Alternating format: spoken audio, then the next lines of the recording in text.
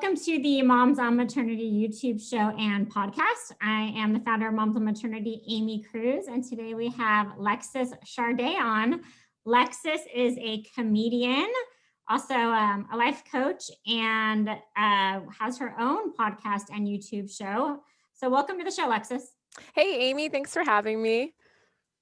So when did you know you were a comedian?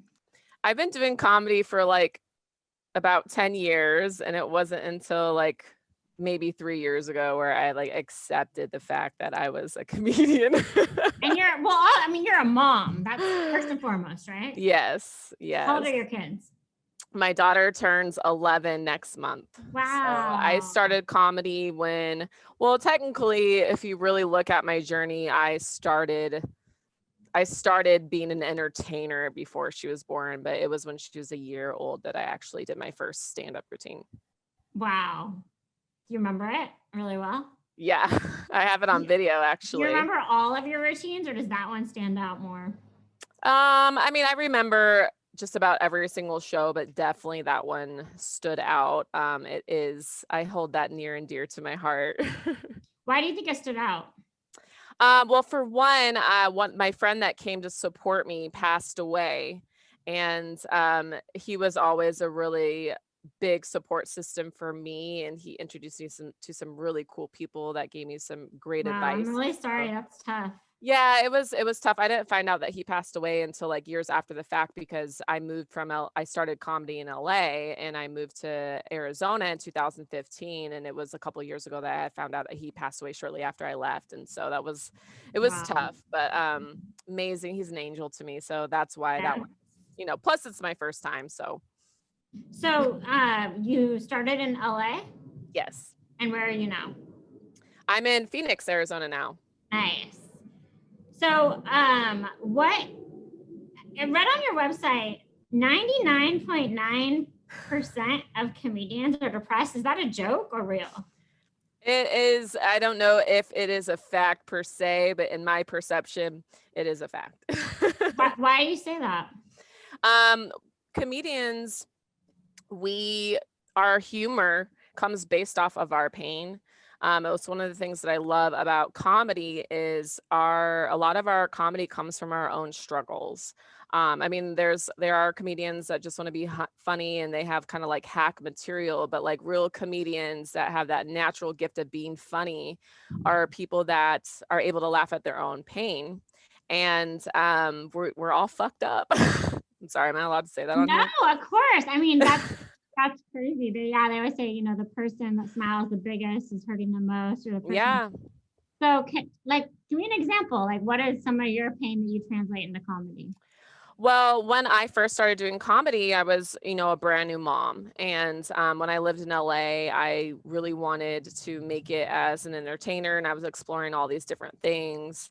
And I wound up pregnant after being in LA for 6 months. I literally just got back on my feet because I moved to LA with $500 in my pocket with my best friend. And I was like, all right, we're going to make this work. And just when, I started getting things lined up for myself, I got pregnant, and I got pregnant by someone that, didn't want to be responsible as a father. And so my whole first set was all about me as a single mom struggling, trying to make it, because I was a dancer. I was an exotic dancer for 5 years. So I had this whole set about what stripping was really like behind the fantasy. And I don't tell those jokes anymore because they're not factual to my life. My comedy changes based off what's going on in my life, but it was funny at the time because it was genuine. And I think that's what makes a really good comedian, is you talking about those vulnerable parts in your life, those uncomfortable moments, and people are thinking about it, but they're not necessarily talking about it. Wow.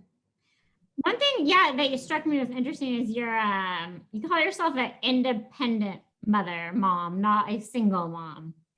Yes. I love that. Independent mom versus single mom. Take me through it. What's the difference? Yeah. So I decided at the beginning of the year, this year, 2021, that I was I'm not going to call myself a single mom anymore. I'm going to call myself an independent mother, because there's so many negative connotations that come along with the word single mom. It's almost like we have this scarlet letter. And I always knew it, but I didn't realize how big of a deal it was until this relationship I had last year with a single father. And him and I started kind of explaining our different experiences because he raised his daughter from the jump all on his own, and I raised my daughter from the jump all on my own. And, his experience was so much different than mine. People tend to have more pity over a single father than a single mother. And, he had a lot of help and people always wanting to help him. Where for me, it was a completely different situation. And I had to put it all on my own shoulders and just make it work. I didn't even necessarily have my own family offer help at any time. Like it wasn't like there was anyone in my family that was checking up on me to see if my cupboard was filled with groceries. Like I had to make that happen for myself. So I decided that I just wasn't going to call myself that anymore because I just feel like that has a whole vibe and energy with it, and that's not who I am. I love that. I mean, I'm newly-ish divorced, and yeah, that totally resonates with me. Do you do life coaching, or what is that? I do. So when I first moved to Arizona, when I kind of stepped away from comedy, I was leaving the life of an exotic dancer and recreating myself. And all my life, I've been that friend that people come to for advice. I'm a Taurus. I'm not sure if you're into zodiac signs. Oh yeah, my ex-husband's a Taurus. Oh, okay. What sign are you? Cancer. Okay, I love cancers. Cancers are awesome. I always make that joke. Oh, you're a disease, girl. Yes, there's a disease. Joke. You're infectious. Well, you're a bully. I know, totally. And I talk a lot of bullshit too. But yeah, where was I going with that? I totally lost my train of thought. So this idea of a life coach, I mean, yeah, just come. Oh yeah. Honestly, let me just interject this idea of being an exotic dancer. That is, I mean, there's so much. Oh yeah. Around that alone, right? I was a therapist in itself. And so, yeah, growing up, I was always that friend that people would come to and ask for advice. And it was just a natural thing. And I was good at giving advice. And then I got into personal training. And that was like, oh my goodness. When I became a personal trainer, that was when I figured out that I was actually an empath.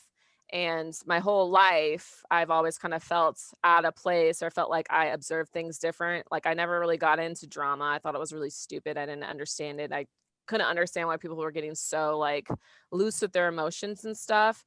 But yeah, so after doing the personal training, I was like, maybe I'll get into life coaching. And then I didn't actually really get into it until I started doing my podcast, Life Coaching Comedians. And that was just kind of like more of a joke.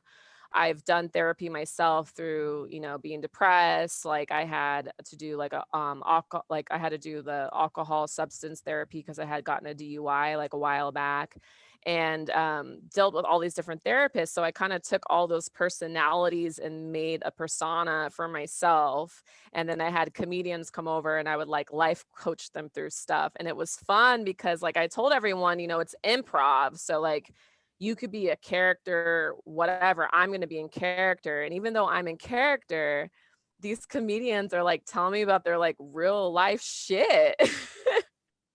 No, that's amazing. That sounds really healing. I mean, I've always thought like the highest form of intelligence is like a musician, but maybe it's a comedian, because like to be able to understand human psychology in that way. Yeah. And, I'm like all about self-help. I love self-help books. So like, even though it's like humorous, like I do actually try to give like advice and even if they're not really looking for advice and it's just kind of like for the show, like I'm trying to put good things out there in a humorous way that people will want to consider, or at least have maybe heard from someone that is a legit, motivational speaker or whatever. So you mostly work with comedians then? Yeah, on my podcast, Life Coaching Comedians, it's all comedians. And then my other podcast that I was telling you about, Fart Talk, that's more like we do have comedians that come on, but then we have different people that are open-minded to talk about flatulence. We have them come on. There's that much to talk about there, huh? There is. You'd be surprised. And it, it goes off onto like other topics and things like that. But it always comes back to farts, I tell you. How do you manage everything with your daughter? Well, so I don't know, honestly. I don't know. I've made it work over the years, but I finally got into position, and thank God for COVID. Who would have thunk I would ever say that? Right? But It seems like a lot of people are finding a silver lining. yeah, like COVID really, because I always wanted to work remotely and like work for myself, and COVID really helped me to do that. So I got a awesome position working from home, which leaves me a lot of extra time to create and be able to pick up my daughter from school and take her to school every day. So I'm in a really good place right now where I just have like balance and things are starting to align more. And honestly, I have COVID to thank for that. That's awesome. So what back to this idea of being an independent mother, what's your advice for other independent mothers? Is there a certain type of self-help there?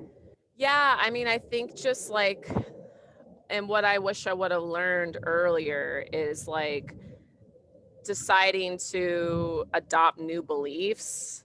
Like people think, people have these beliefs that are like not serving you, and it's usually from other people.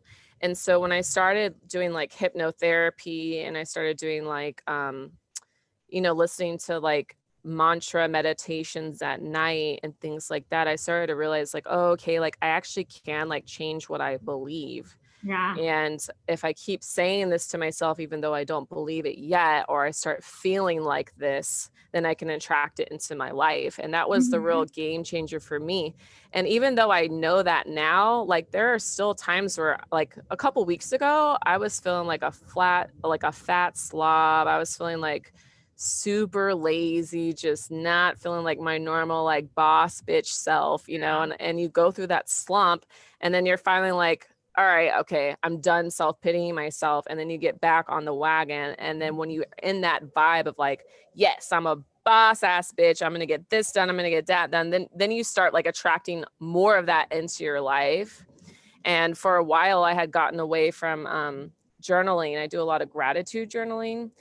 And when I started doing that, that was like when the floodgates started to open. Wow. Honestly, that is such a powerful tip. It's the one thing that I know if I started doing would make a huge difference. Do you think it's possible to go through life without feeling depressed?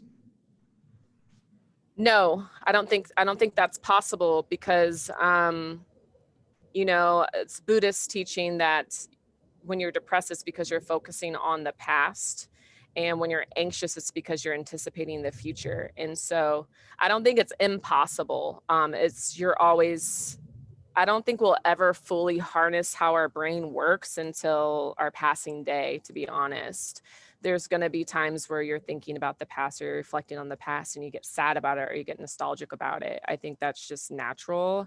But I think being aware of when it's happening is what keeps you from being depressed. Like you can look back at the past and appreciate it and express gratitude and let it go. But it's when we hang on to it, that's when we start to get depressed, because our brain doesn't know the difference between reality, past, and future. Whatever we're thinking, our brain thinks is real. Yeah. Okay, so do you date? Are you dating? Funny you should ask, Aimee. All right, so I haven't dated since October of last year. I've been on and off dating. 2019, I didn't date at all. 2020, I dated a little bit. And then after this one guy, I was like, all right, I'm just going to focus on myself. So one of my best friends is getting married. And we had a bachelorette party on Saturday. And we went out. And I'm like thinking to myself, like, this is when I started like feeling good. I was like, all right, I'm going to like dress hot. We're going out to Scottsdale. We're going to this like fancy place. Yeah. I'm going to be flirty because I'm the only single girl in the group. Yeah, it's time. Right. So we go to the restaurant, and right off top, me and the waiter started having this thing going. Yeah. Yeah. So at the end of the night, it was funny because everyone was like, what's going on with you and the waiter? I was like, I don't know, but I like it. It's happening, and it's like a really fancy restaurant. That's fun. Yeah. And so he asked me for my number. So would this be a long distance relationship? No, we're in the same. You're in Scottsdale. Okay. Well, I'm not far from Scottsdale's not that far. It's like 35, 40 minutes. Oh, that's cool. So yeah, he asked me out on a date, like literally right before I like logged in to this Zoom call. And it was so funny because like you just got a message from him?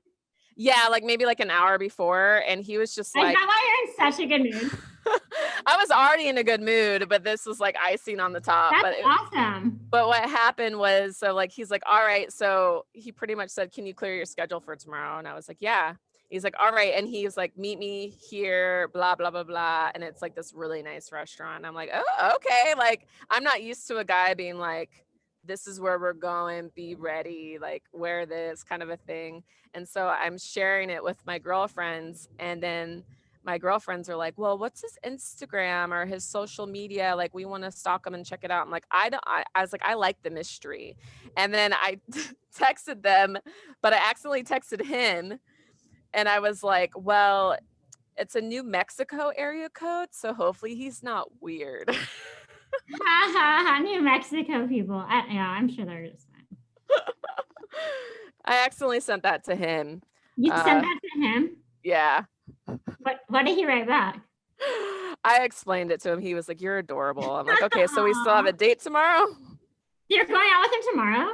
Yeah, he doesn't know him. I don't think he knows anything about me. Like, he doesn't know I'm a comedian or anything.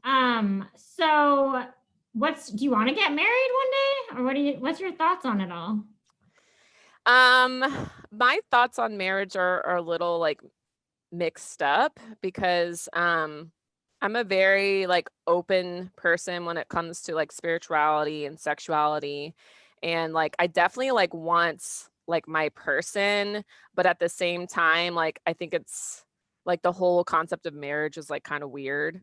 So Yeah. like I fight with that in my brain a lot. And I think I'll continue to fight with that until I meet someone that's like me. So Yeah, I think a lot of us have those same thoughts, yeah. So where do you do your shows? So I have a show later this week there's this company I started working with. They do events, like a lot of corporate events and stuff. And they actually brought me on last year right before COVID and have booked me for all these gigs, but they all got canceled. So I've been working with them. I have like a corporate gig with them this week. And then I'm performing at Stir Crazy at the end of the month for this festival called the Cactus Classic. And it's being brought on by this company out here called Broken Drift Productions, which is like a local Phoenix. They do like sketches and festivals and stuff like that. That's cool. How long are your bits? Usually it depends on the performance, but usually like if you're doing like a guest spot or something like that, it's like 7 minutes. If you're doing a feature, it could be anywhere from 10 to 20. So how festivals work is you're usually doing 5 to 7 minutes and there's multiple rounds and it's like audience voted or judge voted. Amazing. I mean, that's awesome. Can you share any of your material? You don't have to. Well, I was actually working on this bit today about because I'm 5'9", I'm a taller woman, and I'm working on this act out for, I prefer taller men, but like, when shorter men have like really good energy, like, or I'm really into them, like they're gonna get it. And it's like, has a tall woman ever, like, have you ever like been with a dude that's smaller? And it's hard when you really like it doggy style because it's like, I don't know if I could do it on the camera, because you're like, all right, so you're like this, you're ready to do it, and then you realize that they're not tall enough, so you have to like get down like this. That's so funny. I'm like super short. I'm like 5'1.5". Oh, are you? Yeah. So you get tossed around like a cheerleader. Yeah. Well. Awesome. She's like, no comment on that. Well, I'm definitely going to follow you. I would love to see you. If you have a link we could share to like a YouTube of you doing your comedy, I can tell you're probably incredible on stage. Yeah, definitely. I can share that with you guys. Yeah. And then any final, it seems like you've gone through a lot of work. So what is some other, just really regardless of if you're an independent mother or just really anyone listening to this, like what's the best piece of self-help advice you've ever received?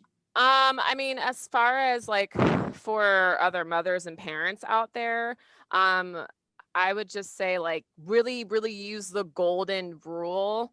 I know the golden rule is so cliche, but it's called golden for a reason. Like, treat others as you would want to be treated. So put yourself in your shoe, put yourself back in like your inner child, back in those shoes when you're a child. Because, you know, our parents did the best with what they could do, and we're doing the best with what we can do too. There's nothing that we can do to prevent childhood trauma. It's part of the human experience. So, you know, you can't beat up yourself when you have those moments where you weren't able to control your emotions and you yelled or you snapped at your child. But what you can do is you can take a step back and say, okay, let me put myself in my shoes from when that happened with me and my parents, and let me apologize for it. And let me try a different approach. You know, like Wow, I got that my is ass so fucking beautiful. whooped when That I was a happened to kid. me over the weekend. I had like apologies. So I'm like, I'm sorry I yelled at you. I was Yeah. tired. It's not an excuse. I'm gonna work on it. I want to Mhm. be calm. Yeah, So- because your kids see that. They see that you're aware, and then it makes them aware too. And that's what being a human is all about, is learning how to be aware and, you know, trying to make it right from there and be a better person each day. Man, well, I wish we lived closer. You seem like a fun person to hang out with. So I know. Well, we could always Zoom, have a cocktail hour or something. Yeah. Cool. Well, thank you so much. I definitely want to get a link of some of your work. Maybe we can even edit into this episode. It'd be Yeah. cool. Yeah, absolutely. I'll send you a few links. Okay, cool. Thank you. Thank you.